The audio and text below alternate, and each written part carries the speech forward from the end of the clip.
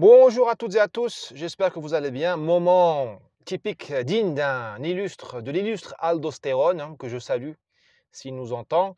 Je filme cette vidéo dans la voiture parce que, bon, entre deux rendez-vous dans mon petit village du Moyen Atlas marocain, Belil. D'abord, je me permets de raconter ma vie. D'abord, je me sens chez moi. Je me sens chez moi, ça ne s'explique pas, c'est le sang qui parle, l'ADN qui parle.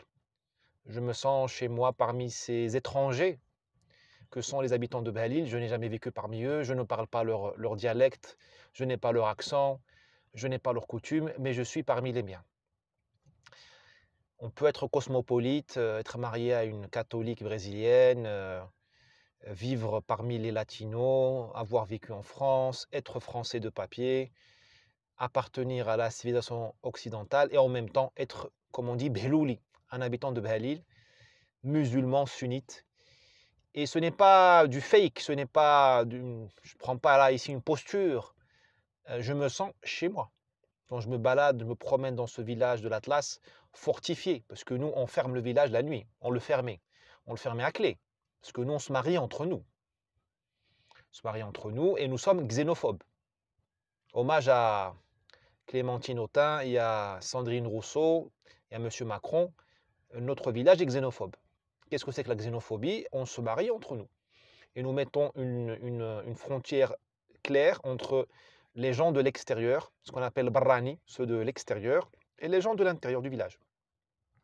On fait bien sûr des affaires, on vend, on achète des terres, on loue nos terres, on achète leurs terres, on fait du commerce, nous ne sommes pas des sauvages, nos rues sont propres, notre village est ultra sûr. Plein de filles, d'ailleurs de très jolies filles, se baladent la nuit, jusqu'à minuit dans le village. Pourquoi les filles se baladent dans la nuit le village? Parce que tout le monde se connaît. Tu ne peux pas faire de bêtises là où tu es connu, là où tu as ton honneur qui est en jeu. Quand tu quittes le village, tu peux commettre des délits, personne ne te connaît. Tu es un non-personne. Et ailleurs, c'est le non-lieu. Fès, Casablanca, Tanger, Paris, Nantes, ce sont des non-lieux pour nous. On peut y commettre des bêtises, parce que nous y sommes des non-personnes. Ici, nous sommes insérés dans un tissu de relations et de surveillance collective. Ici, l'honneur, elle est partagée. Chez vous, en Europe, l'honneur est une valeur individuelle, intrinsèque. Chez nous, l'honneur est une valeur en réseau, comme une adresse MAC. Une adresse MAC. Si Aldostero nous écoute, lui qui est informaticien comprendra ce que je veux dire. Nous sommes des équipements qui avons une adresse MAC. Elle est en réseau. Tant qu'elle est reconnue, tant qu'elle est connectée, tant que nous sommes visibles, dans le réseau, on se comporte bien. Mais dès qu'on est dans le désert, et pour nous, Paris, c'est le désert, on n'est pas chez nous. Casablanca, c'est le désert, c'est vous dire. On peut commettre des bêtises. Donc nos filles, nos femmes, nos enfants, nos hommes se baladent la nuit tranquillement. Et on est dans une espèce un oasis. C'est ça notre gouvernance à nous. D'où vos problèmes dans les banlieues. Parce que les gens sont déracinés, ils sont coupés de leur filet de sécurité. Voilà. Nous sommes différents. Nous sommes complètement différents de vous. Vous êtes différents de nous. Et tant mieux. Sinon, le monde serait extrêmement ennuyeux. Première chose. Deuxième chose, je prends des cafés, des thés avec mes frères et mes sœurs du village. Enfin, mes frères, parce qu'ici, les femmes ne fréquentent pas les cafés.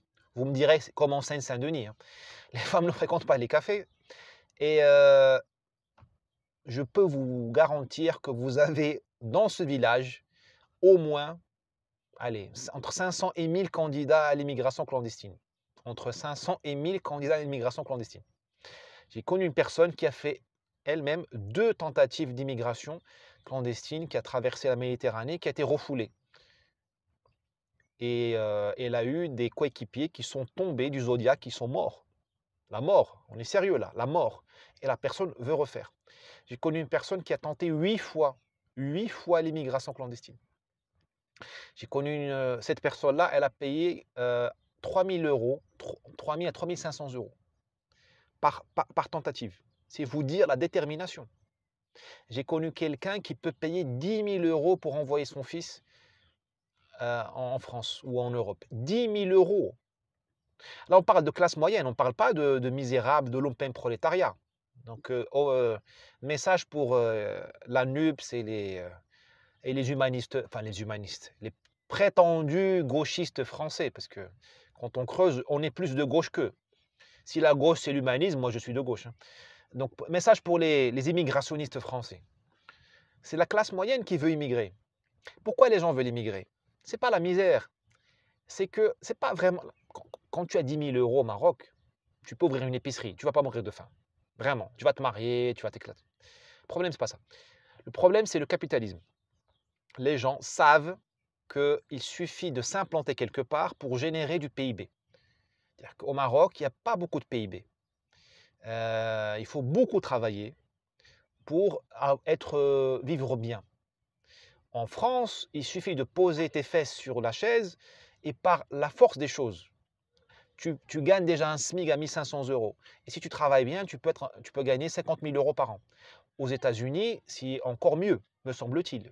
Le pays crée de la valeur. C'est un puits de pétrole. Pareil au Qatar aussi, hein, Qatar, Émirats, tout ça. Voilà. Donc, le capitalisme a ouvert les yeux des gens. Parce que jusqu'aux années 60-70, nous étions dans une trappe, dans un piège. Tu ne pouvais prétendre qu'au PIB par habitant de ton pays. Si tu es né à Paris, tu avais une espérance d'un PIB de, je sais pas, 40 000 € par an, 50 000 € par an, je ne sais pas combien il est de PIB par habitant. Au Maroc, il était à 1 500 € par an, je ne sais plus combien, enfin, il faut vérifier. Avec la mondialisation, c'est-à-dire avec le capitalisme, eh bien, il suffit de changer de lieu. Il n'y a pas plus simple. Quand tu es un homme, il n'y a pas plus simple. Tu traverses. Voilà. Donc, ce que je veux dire, c'est que c'est beaucoup plus grave que ce que je pensais. Les gens, le capitalisme a tellement gagné, il a tellement contaminé les cœurs et les esprits que les gens font obédience au capitalisme. Ils font allégeance au capitalisme. Sauf qu'ils n'achètent pas votre capitalisme à vous. C'est-à-dire qu'ici, tout le monde est conscient que l'Europe est devenue folle. Le mariage gay, pour nous, est une aberration. Je m'excuse pour mes amis homosexuels. Pour nous, ici, et croyez-moi, il y a des homosexuels à Bhalil, très certainement, comme il y en a à Casablanca, et à Alger, n'en déplaise à mes amis algériens que je salue. D'accord? Mais l'officialisation du mariage gay, toutes ces histoires-là voilà, le woke, tout ça, ici, c'est refusé. Pourtant, les gens vont chez vous. Ils vont aller chez vous. Qu'est-ce qu'il faut faire? Il ne faut pas aller s'enterrer dans une cave et pleurer. Non. Il faut, à mon humble avis, fermer et ouvrir en même temps. Il faut fermer et ouvrir. Il faut fermer et ouvrir. C'est-à-dire qu'il faut permettre, à mon humble avis, des mobilités courtes. Et à la première erreur, renvoi illico presto dans le pays d'origine. Tu donnes des visas de 6 mois, 1 an à la personne. Si elle dépasse d'une journée, tu l'expulses et tu la bannis de ton territoire. Parce que les gens, ils savent que vous ne renvoyez personne des frontières. C'est pour ça qu'ils vont payer 10 000 € pour aller chez vous. Parce qu'ils savent que c'est le banco. Une fois qu'il est là-bas, il peut rester une vie durant. Vous n'êtes pas fou. Enfin, M. Darmanin, M. Dupond-Moretti ne sont pas capables, je dis bien, ils ne sont pas capables d'appliquer la loi française. M. Darmanin, M. Moretti. D'accord? M. Darmanin, l'ancien LR devenu LREM, et M. Dupond-Moretti, l'ancien avocat du terroriste Mohamed Marrah. D'accord?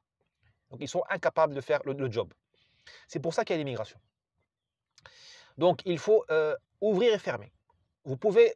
Est-ce que la politique de la fermeture totale, me semble-t-il, il faut qu'elle soit avec la Kalachnikov. Parce que la personne que j'ai vue, elle s'est fait tirer dessus en Espagne, par les gardes-côtes espagnols. Et elle veut revenir.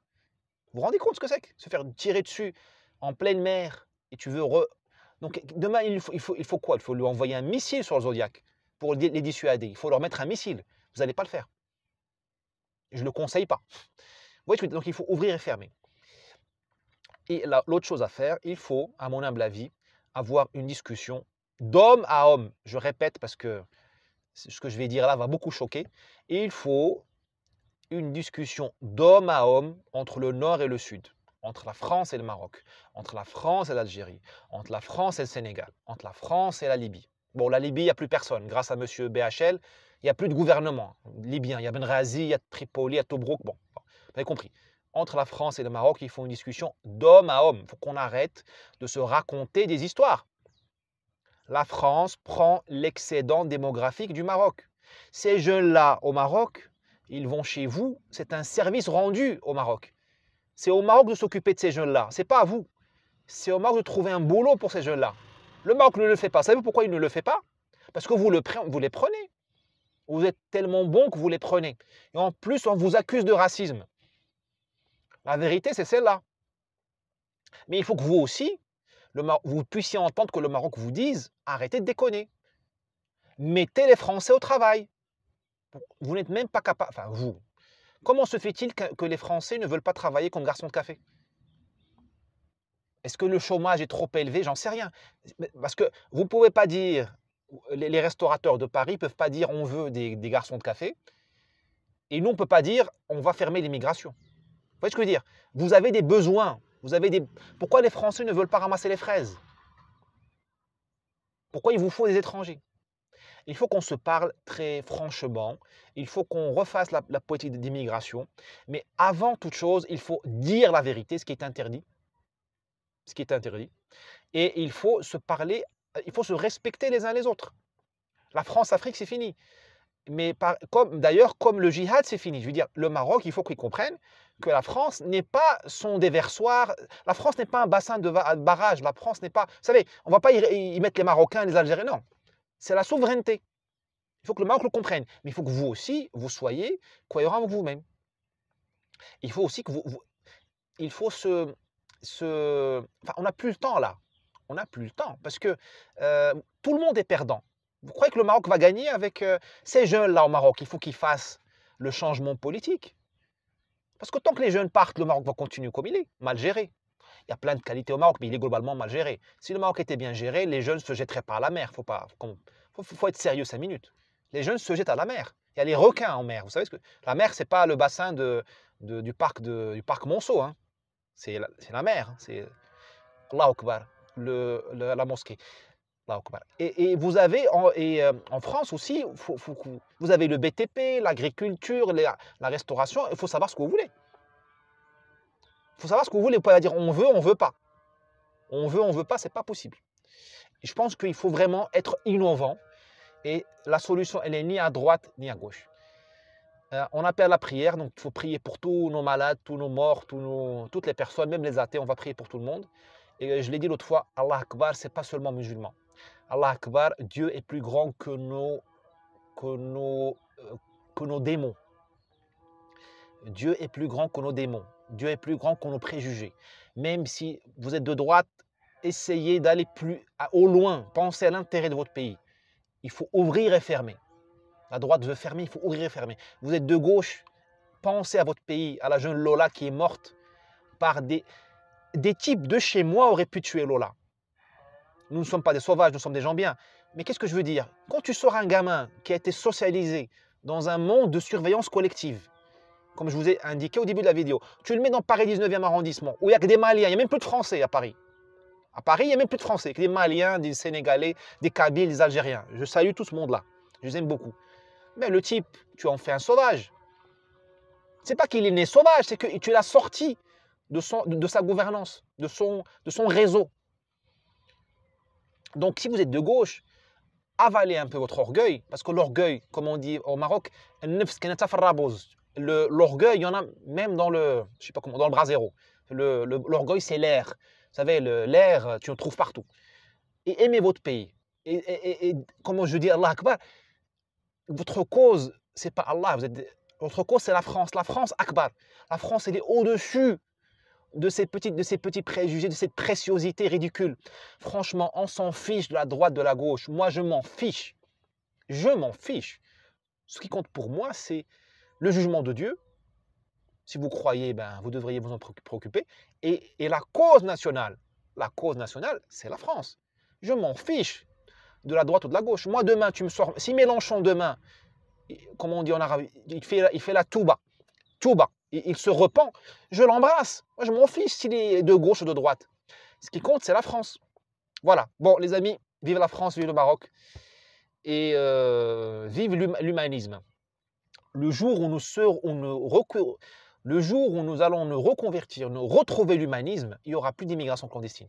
Il n'y aura plus toute cette mafia qui ramène les jeunes en Europe et parce qu'il y a les ONG, les églises, tous les faux culs des ONG là, de SOS Méditerranée, tout ça, ce sont eux les coupables. Parce que ces jeunes-là qui se font bouffer par les requins de mon village, ils savent qu'ils seront récupérés en cours de route. Mais pourquoi cette mafia existe? Pourquoi cette situation existe? Parce qu'il n'y a plus d'humanisme. Au Maroc, il n'y a pas d'humanisme. Il y a du cynisme. On laisse partir les jeunes. Qui meurent en Méditerranée, on s'en fout. En France, il n'y a pas d'humanisme, il y a le cynisme. Parce que vous avez besoin de vous avez besoin d'ouvriers, vous avez besoin de clandestins pour laver les plats dans les restaurants parisiens. Et au milieu, il y a des cyniques, ces ONG sont cyniques. Retrouvez, sinon Dieu, retrouvez l'humanisme. C'est ce que je nous souhaite.